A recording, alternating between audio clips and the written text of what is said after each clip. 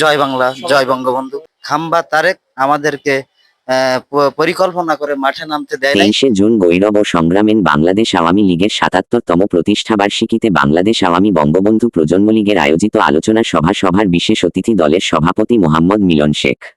সভার বিশেষ বক্তব্য রাখেন সাতক্ষীরা জেলার কৃতি সন্তান সাতক্ষীরা জেলার বাংলাদেশ আওয়ামী বঙ্গবন্ধুর প্রজন্ম লীগের সভাপতি রাজ্জাক রাজু।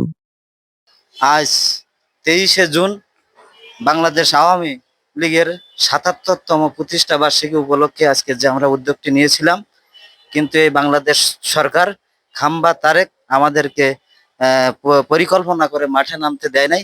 তিনি বাংলাদেশে প্রত্যেকটা জায়গায়, প্রত্যেকটা সেক্টরে, প্রত্যেকটা অলিতে গলিতে সেনাবাহিনী, পুলিশ, র্যাব এবং অনেক বিজিবি মোতায়েন করার ক্ষেত্রে আমরা আমাদের সে পরিকল্পনাটি আমরা বাস্তবায়ন করতে পারি নাই।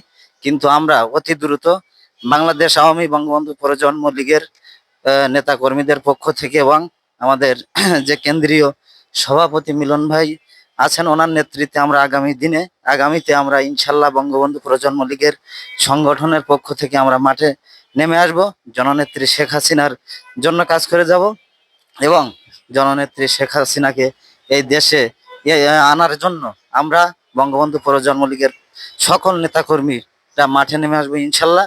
আপনারা আমাদের জন্য দোয়া করবেন, বঙ্গবন্ধু প্রজন্ম লীগের সকল নেতাকর্মীদের পাশে থাকবেন, জননেত্রী শেখ হাসিনার জন্য দোয়া করবেন, আর আমার জাতির পিতা বঙ্গবন্ধু শেখ মুজিবুর রহমানের জন্য দোয়া করবেন।